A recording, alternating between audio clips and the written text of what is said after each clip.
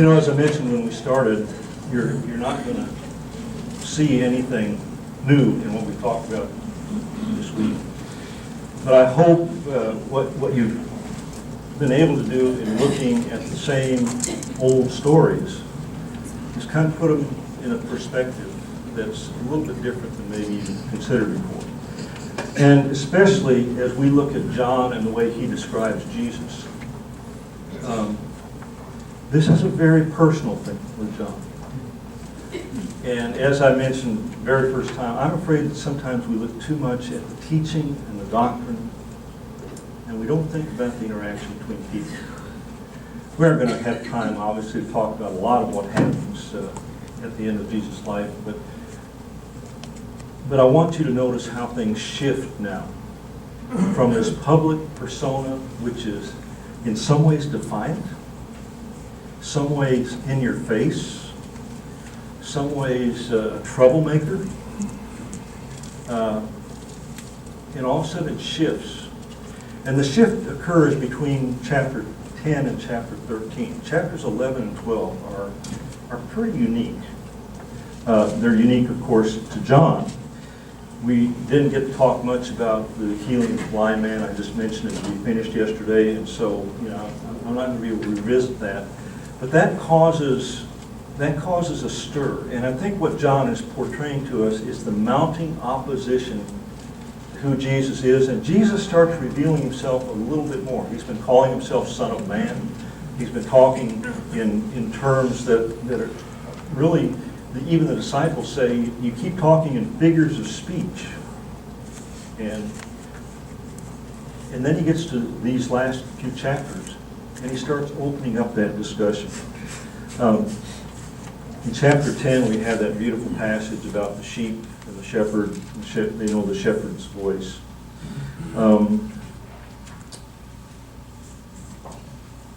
Starting in verse 25. The miracles I do in my Father's name speak for me, but you don't believe because you don't belong to my flock. My sheep listen to my voice. I know them, and they're following me. I give them eternal life. Now, to the Jews, this is just a preacher. And he says, I'm giving them eternal life, and they will never perish, and no one can snatch them out of my hand. My Father, who has given them to me, is greater than all. No one can snatch them out of my Father's hand. And this is the verse that gets him in trouble. I and the Father are one. So they picked up stones. They're going to start throwing rocks at him. And Jesus says, I've done a lot of miracles, a lot of great miracles. For which one of these miracles are you going to stone me? And they said, we're not going to stone you for that, because you, a mere man, equated yourself with God. Now, do you see the mounting tension? And who's creating the mounting tension? He is. He's escalating the disagreements, the dissonance of his message with people. And then you get to chapter 11. Chapters 11 and 12, as I mentioned, are pivotal. The last of the signs that caused the disciples to believe it was in John chapter 11. The raising of Lazarus from the dead. I'm not going to go through those details. But why do you suppose Jesus waits 4 days before he goes down there? What? To make sure they know that everybody agrees that he's dead. Everybody knows he's dead. John? The Jewish concept was that the soul lingered around the body for about 3 days before it went to its rest in Hades. So by waiting until the 4th day, even in the Babylonian scenario that they picked up from there regarding death, everybody was certain that the soul had departed the body. Okay, great.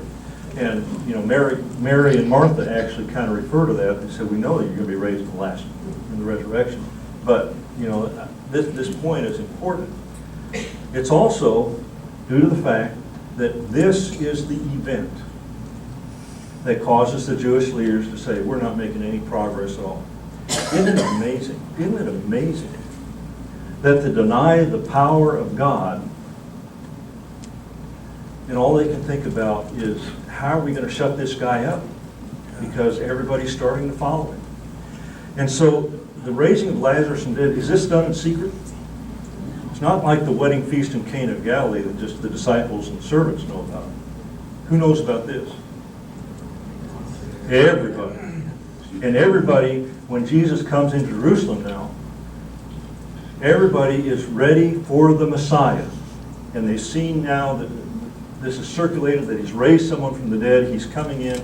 And Jesus has orchestrated this whole thing. 5 days before the feast, he goes up to Jerusalem. And in chapter 12, it says the Jewish leaders, they're not only going to kill Jesus, who else are they going to kill? They're going to get rid of the evidence, you know. So we're going to prove that this was a fluke. Now, once again, Jesus is orchestrating all this so his power can be displayed. And I mentioned at the beginning in the introduction that the word glory or glorify is mentioned 30 times in this gospel. 23 of them occur between chapter 11 and chapter 18. If you just sit down and read that section, you will see this word glory and glorify over and over and over again. And once again, glory or glorifying in the context of John is talking about God's mighty acts that are proving his power in this world and proving his power in the message. And so, as we go through this real quickly,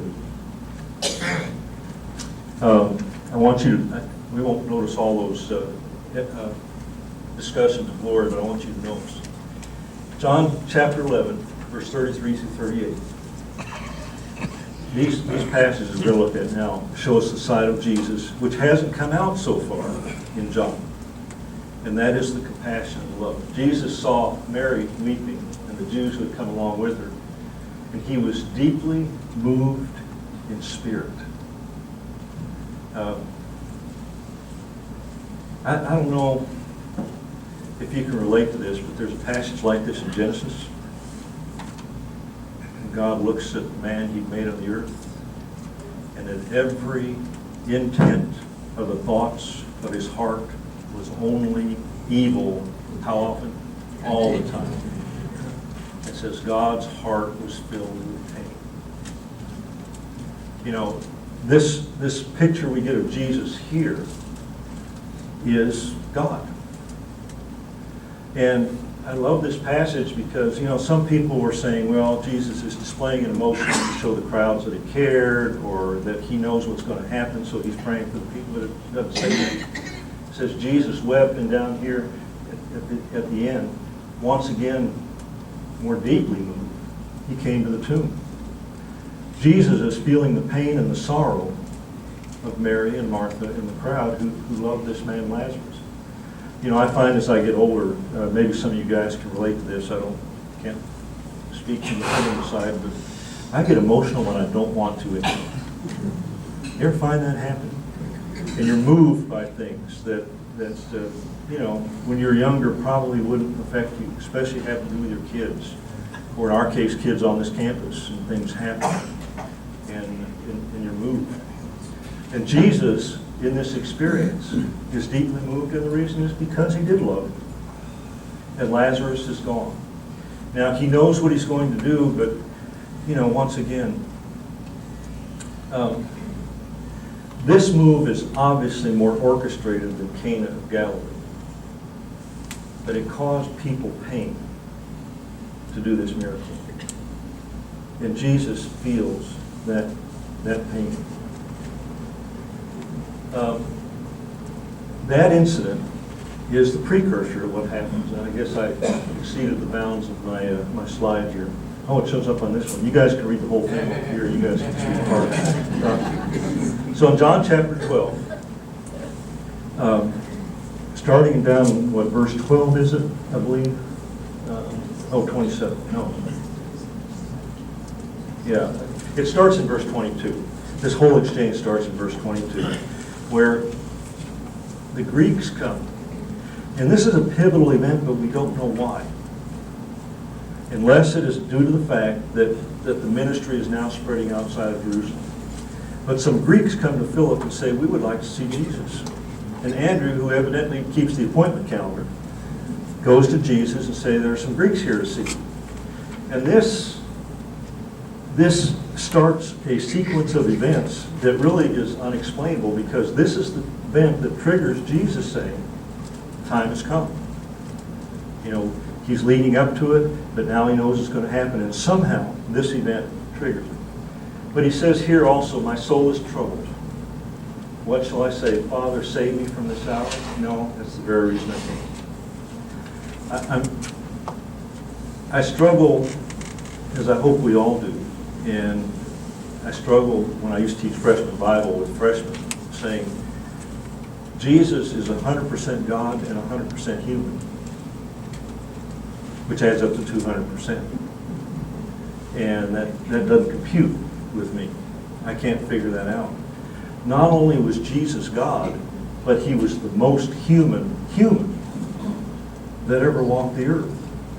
And the emotions and the feelings that he had. I at one time during this series was going to talk about this, and not going to be able to. I noticed Glenn talked on Wednesday about Exodus 34, about God coming and showing himself to Moses. You remember that passage? Well, the precursor to that, and I can only spend a couple minutes on the precursor to that. I love that story of Moses, because if you remember, how did God first give the people of Israel the 12 commandments? Okay, orally, chapter 20 on the mountain. Don't let anybody come near the mountain, step on the mountain, touch the mountain, because if they do, they'll die. And God then gives them the 10 commandments verbally. And you remember the people's response? Fear. Yeah, we don't ever want to hear from God again, which to me is one of the saddest passages in the Bible, because from that point onward, God never speaks to his people as a group again. Let him talk to you, Moses, and you bring us his message, so the prophet is born. But we don't want to hear from God. It's too fearful for us. So you get to this exchange in 32 through 34, and you know, Moses goes up the mountain, and the people are going crazy down there. You know the story. But the interchange that I think is significant to me is God and Moses. And God said, Moses, stand back.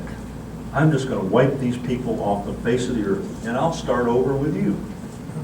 Could God keep his promise and do that? Most certainly. And Moses intercedes and says, let me tell you what human beings are going to think about that.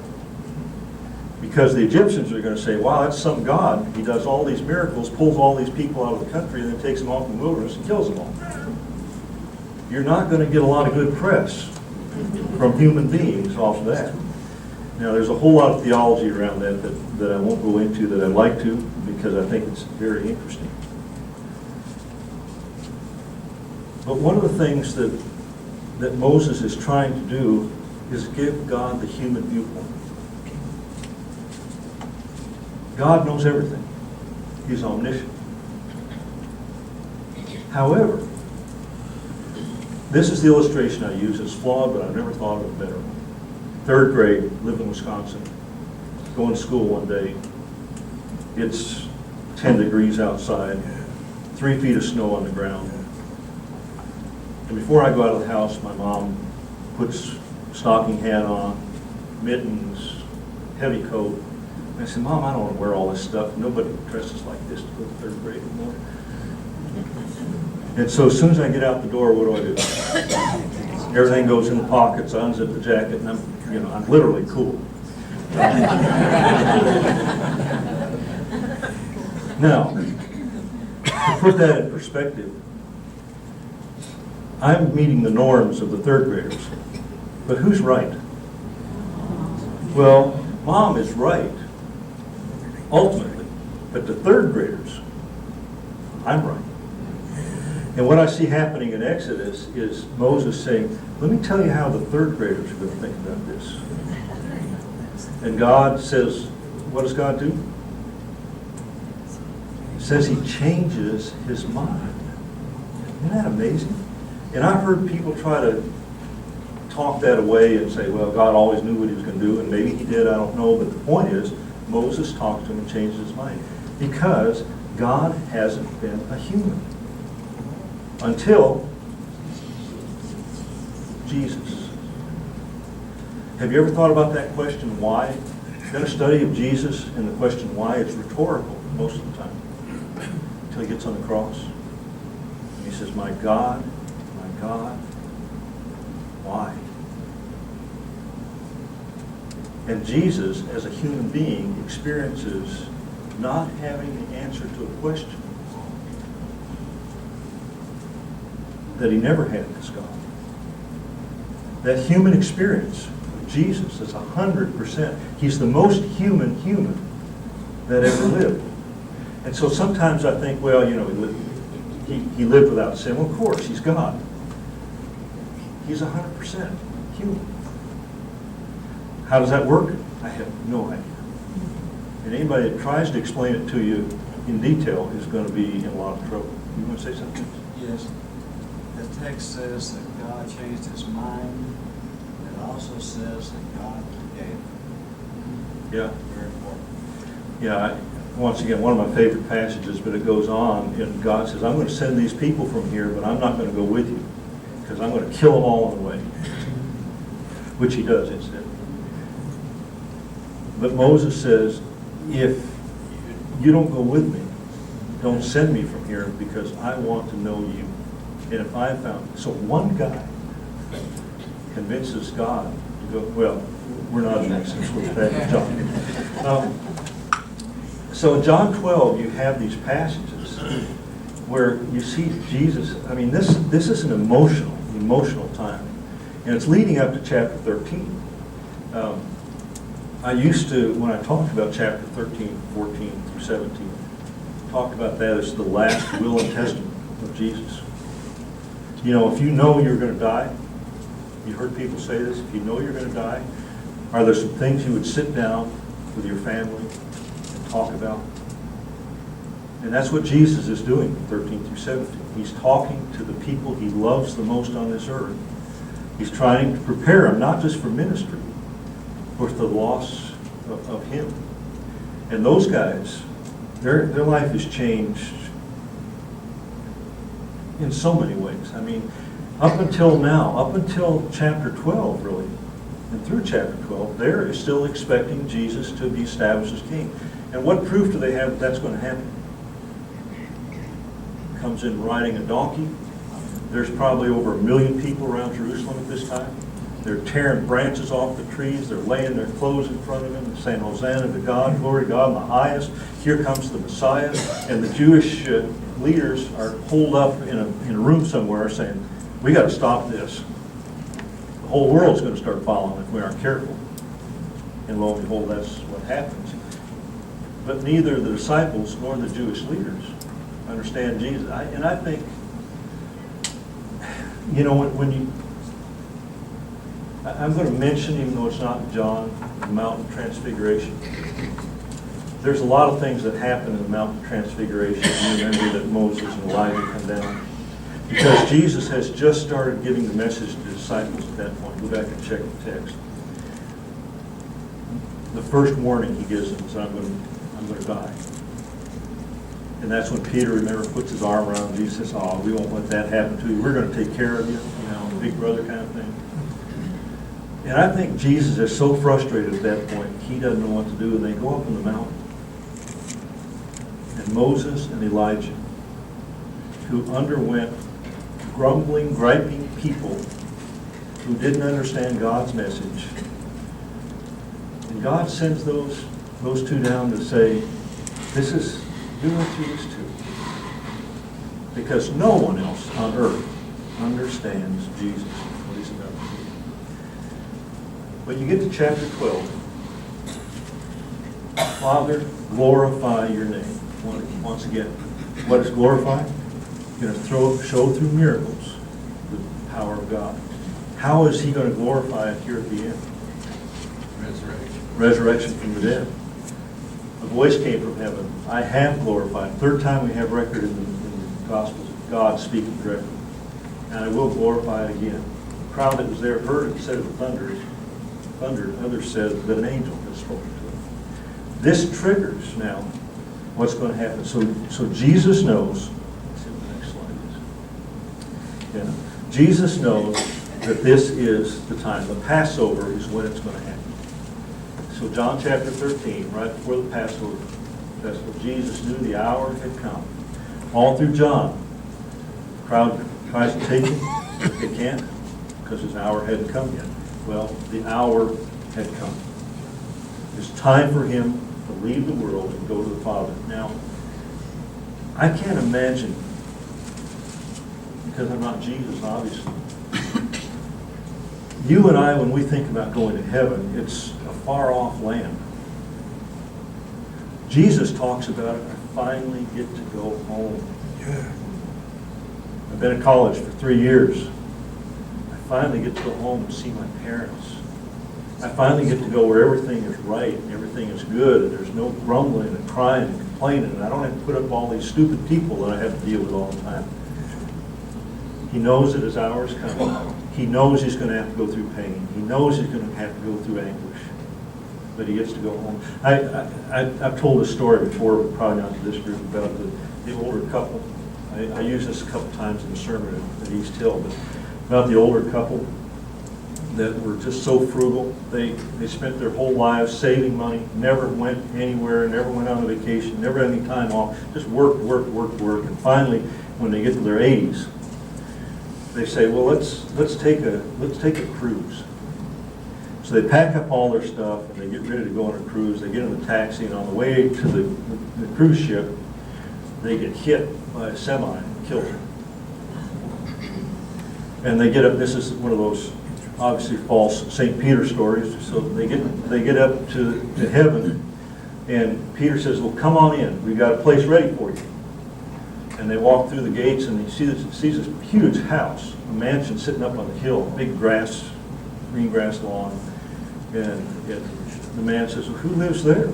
He says, well, that's your house.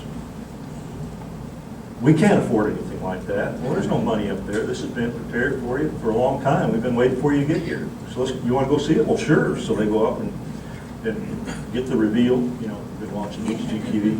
And they walk up and go through the front door, and it's just, beautiful lobby, marble staircases, gold inlay everywhere.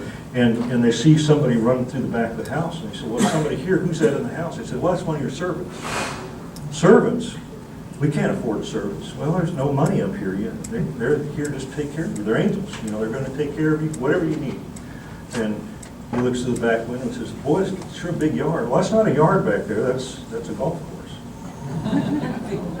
He walks out and says, I don't know how to play golf. He says, well, you got plenty of time to learn. So let's go out and look at it. They go out and look at it and say, well, what are green fees for a place like this? There's no green fees. You can just play whenever you want. Let's hop in the cart and go up to the clubhouse. They got a buffet up there for lunch. They go up to the buffet and there's ham, beef, whatever you think of. It's spread out all over. And the guy said, boy, I can't eat any of that stuff. It's bad for my heart. Peter said, there's no diet up here. You can eat whatever you want. He turns to his wife and he said, you've been having me eat those stupid brand muffins for 10 years. I could have been here 10 years ago.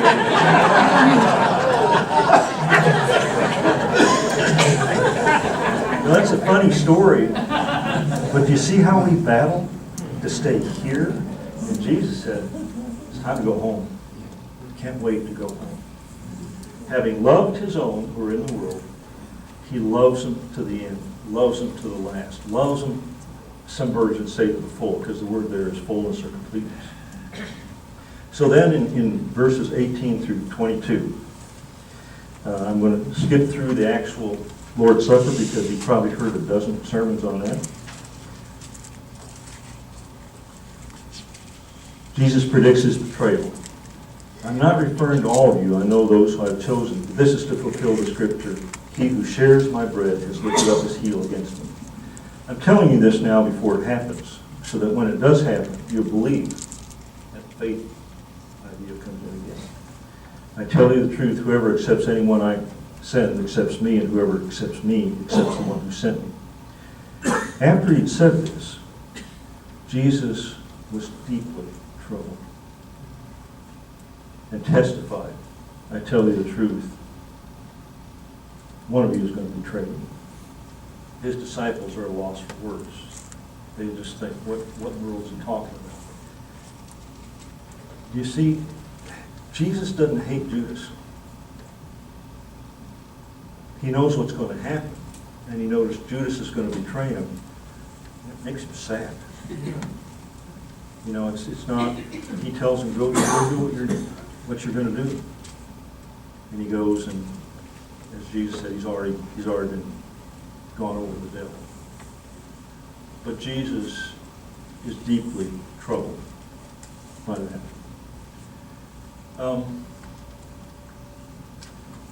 There's 3 verses in John that I want to look at because they have a concept that I think is important for us. One, to me, it's one of the key messages. Back in the 70s, there was a guy named Francis Schaeffer who wrote some books that some of us really got excited about because he was a very good writer and really had some depth of understanding. But he wrote a book called The Marks of a Christian. And he goes to the Gospel of John and he picks these 3 passages to talk about, and that has had, I think, a momentous impact on my life. Because in John's Gospel, Jesus comes out and said, here's how you know if you're a follower of Jesus. First one is in John chapter 8, verses 31 and 32. To the Jews who had believed him, Jesus said, if you hold to my teaching, you are really my disciples. Then you'll know the truth, and the truth will set you free. Now, I love the sequence of this because that's not how I came to the gospel. Chances are it's not how a lot of us came to the gospel. Because, see, I had to be convinced intellectually that it was truth. And then I believed. Jesus said, and in real honesty, this is where the young people in your churches are today. Live the lifestyle. Understand that what I'm saying is important to do. And when you do it, it's going to make sense. When it makes sense, it will set you free. How does that happen? Well, I think there's a lot of ways. I used to talk about 2 people that I knew that, who is free in this situation? Here is a young man who says, you can't tell me what to do because I have my rights. I have my freedom. I can decide for myself who I am and what I'm going to do. It sounds a lot like Eve in the garden, doesn't it? Or a person who's been on this world a long time, like most of us in this room, and says, I can put up with about anything because what I want to do is I want to be like Jesus. And if I live the lifestyle, then I understand it. And once you understand it, as the old man would say, I can do anything I want because what I want is what God wants me to do, or what Jesus has told me to do. And if I get to that mindset, I'm free. Amen. I'm not fighting all the time for freedom. And I think that's where a lot of people today get in, because freedom, Paul says in Romans, if you're free from one thing, you're a slave to something else. So it's up to us not to decide what freedom is, but to select what we're going to be free from and what we're going to be a slave to. John 13 is the second one, and this is the one that I think is so crucial. I'm going to give you a new command. Now, I read somebody this morning who said that Jesus gave 50 commands. And I go back and look at them, and what they are is statements of truth. This is the only one where he says, I'm going to give you a command, and this is a new one. You got 10 commandments? Here's a new one. Love one another. As I have loved you, so you must love one another. By this, everyone will know that you're my disciples. So the first mark of a disciple is you're going to know the truth. You're going to be obedient to him and know the truth. The second is that you're going to love one another. This, using Francis Schaeffer's terminology here, I think is important. God has given everybody in the world a standard by which they can look at you and look at me the fellowship you go to and say, those people are Christians, or people aren't Christians. And it hasn't to do as much with the teaching that's going on as by the way they interact with each other. So you go to a church, I guess I could say this since Ermeline's not here anymore, but one of the first times I went to Marie's church in Nelson, Nebraska, and we walk into the church building, and I just go to the right and start sitting down, and she says, you can't sit on that side. Because there's some kind of tizzy going on between some ladies in the church. And so you had to sit on the side that you kind of, now people who didn't know that would sit anywhere they wanted to, and it didn't make any difference. But if you were in the know, you had to be careful. And I kind of see that in a lot of churches, that we get along on Sunday mornings, but then we rush out the door and we don't really talk to each other because, something's going on. Jesus says, I'm giving everybody a standard by which they can look at you and say whether or not you're really followers of me. It's by the way you take care of each other, the way you feel about each other, the way you interact with each other. That even comes to the point, I think, even if we disagree, we still need to be able to show love. And we're in a world right now where that's very, very hard to do. And I think Christians ought to be leading the way. They ought to be showing people, one of my favorite people working here and then later at Love of Christian was a guy named Roger Hall. He used to preach for the church here. Very, very godly man. Roger was head of the psychology department. I was over student life at Love of Christian. We did a lot of programs together. Freshman orientation, stuff like that. And I remember one day Roger and I were in his office and we started this argument. Pretty soon, we were raising our voices at each other. Roger, that's just not going to work that way. Well, Steve, if you just think of it through these, and I said, Roger, but that doesn't make any sense. And then Roger looks at his watch and said, oh, let's go get a cup of coffee before chapel. And we walk out the door, and there's this little freshman girl standing against the wall like this. Just, are you guys okay? Were you about ready to hit each other? And we just laughed and said, no, we can have those kind of conversations because we love each other. You're more free to have disagreement if you got a relationship behind it, and that's not happening anymore. So the third one, and I'm going to come back to this one, the third one, chapter 15, verse 8. This is to my Father's glory, that you bear fruit, showing yourselves to be disciples. So first of all, you're going to do what he tells you to do. Secondly, you're going to get along with other Christians. And third, you're going to do something. Okay, that's kind of where that was headed. But I want to look at this middle one. Chapter 14, verse 15, he says it again. If you love me, you'll keep my commands.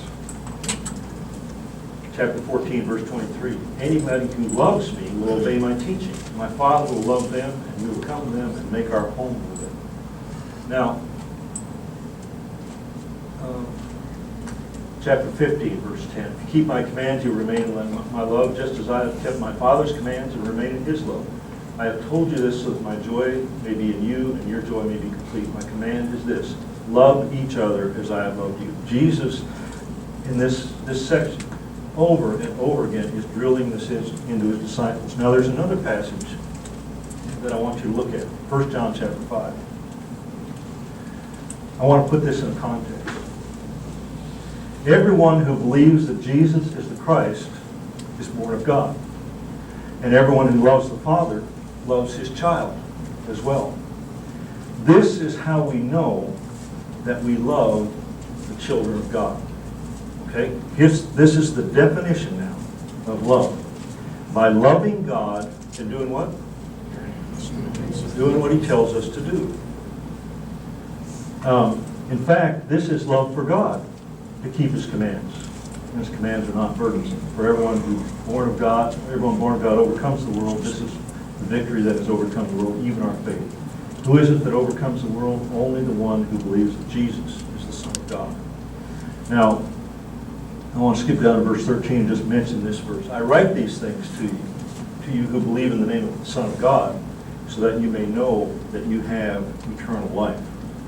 You know, the question gets asked, do you know you're going to be saved?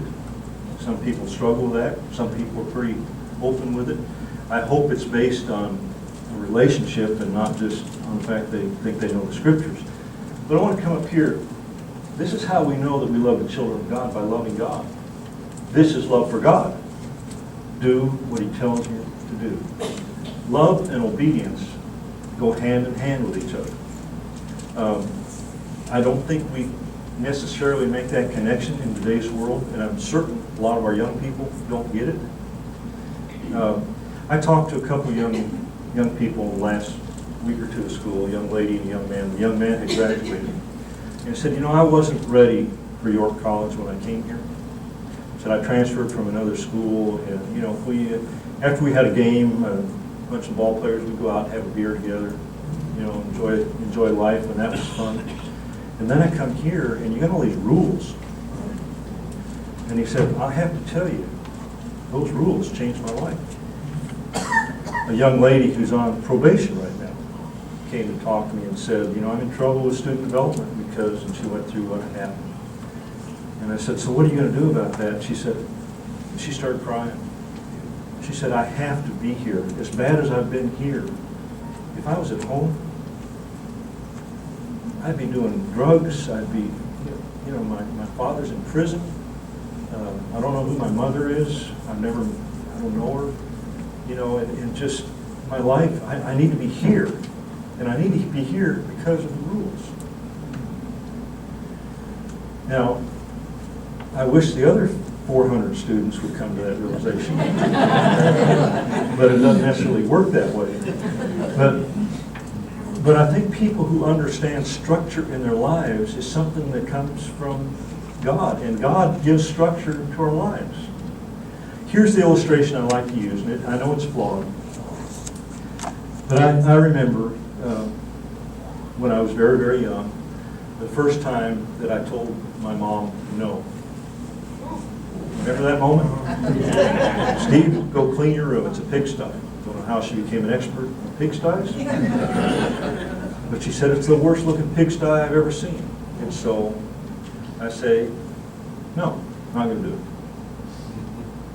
Learned a lesson. Because I did clean my room. And I did it like this. Because I had been swatted. And what was even worse is my dad was coming home eventually, and he was going to hear the story. And so, you know, I obviously, that's a lesson we all learn at some stage. Not sure kids will learn it anymore, but I know we did when we were young. And then I remember a time when our yard was probably the worst yard, not just in the neighborhood, maybe in the city. I mean, we mow the heads off the dandelions just so it'd be green. But then my mom said, I tell you what, I'll give you a penny a dandelion if you go out there. And she had no idea how money motivated me. Because I had buckets full of those dandelions. Now, it didn't seem to help much because we never sprayed any weed killer or preventer or anything on it. So they're back, and it was, you know, I was making money every summer. Then there came a time when my dad said, I need you to mow the yard tonight when you get out of school. And I came home, and the grass was there, the mower was in the garage, and I thought, well, I'm going to go in the house and, I don't know, do something, watch TV or something before I go do that. And of course, I lose all track of time. And about 5 o'clock, I hear the garage door go up, and I hear the lawnmower start. And my dad's out there mowing the grass. And of course, I go out and say, here, let me do that. And he says, no. You know, I know you're probably too busy doing something else. I'll take care of it. And you feel about that home because you just blew it. You know? Then I remember going to college, and I saw this little red-haired girl who, I would do anything for her. This is the same woman now who has to get after me to pick my underwear up off the back. And back then, I would have done anything that she asked me to do because, my life revolved around this romantic relationship. Well, I say all that to put it in this perspective. Do you know that there are people who go to church with you every Sunday, who go to church because they're afraid of punishment? They're afraid of going to hell, and so they're going to follow God for that reason. Anything wrong with that? Not really. I mean, the fear of God should, but it's not very mature, is it? And then there's people who say, well, my reward is going to be heaven. If I follow God in this life, I'm going to get to go to heaven and I get a reward for it. Is that a good motivation? That's not a bad motivation. What? It's not the best. It's not the best. Then there are people who go to church or follow God because they've got a guilty conscience. They're trying to find some way to rectify their own mind. Just like me as a young child, getting a reward for pulling weeds, and now guilty conscience because my dad has done. So, I feel like I owe something. Once again, is that a good motivation? It's not a bad motivation, but it's still not very mature. My dad died when he was 64.